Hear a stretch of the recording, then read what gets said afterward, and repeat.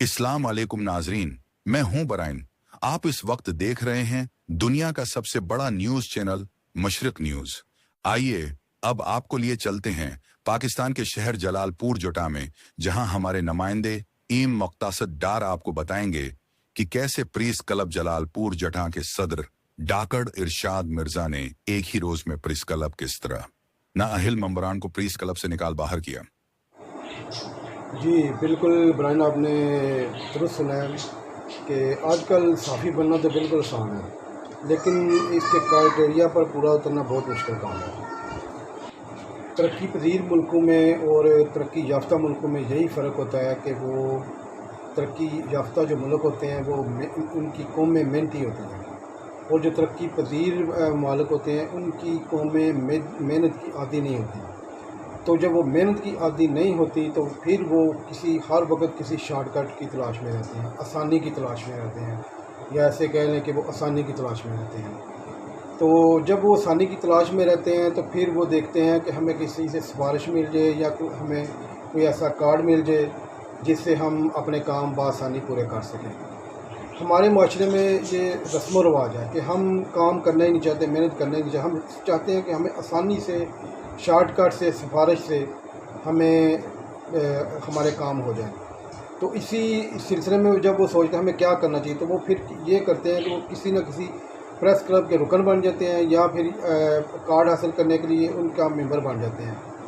तो मेंबर बनते ही वो अपना कार्ड अपने गले में रखते हैं और अपने काम, मुख्तलिफ काम निकालते रहते हैं। लेकिन जो मनसब उन्हें वो अदारे ने दिया होता है उसका तो उनको इल्म तक नहीं होता कि ये क्या चीज़ है।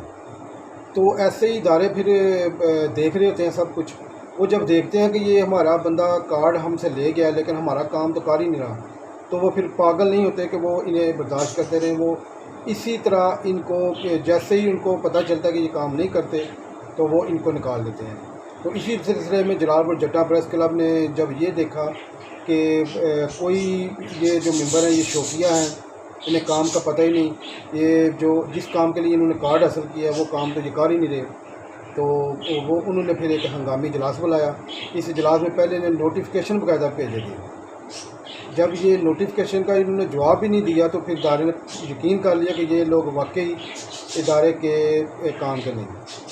तो फिर ऐसे में फिर जनरल सेक्रेटरी अबू बकर गजाली और डॉक्टर शाद मिर्ज़ा जो प्रेस क्लब जलालपुर के सदर हैं, उन्होंने फिर एक इजलास तलब किया। इजलास में इन नोटिफिकेशन का जवाब तलब किया। जब कोई जवाब ना मिला तो उन्होंने फिर इनको बिल्कुल इदारे से बाहर कर दिया। उन्होंने ऐलान किया कि आइंदा भी जब भी प्रेस क्लब के इलेक्शन होंगे तो इन्हें ऐसे लोगों से इजतनाब किया जाए और बहुत ज़्यादा छांटी करके ऐसे लोगों को रखना है, नए लोगों को रखना है जो वाकई काम के अहल हों, जिन्हें काम करने का शौक़ हो। बाकी नाज़रीन, ये बात सही है कि जब ये किसी को काम करने का शौक़ ही ना हो तो वो फिर वो कैसे दायरे में काम करेगा। बहुत शुक्रिया।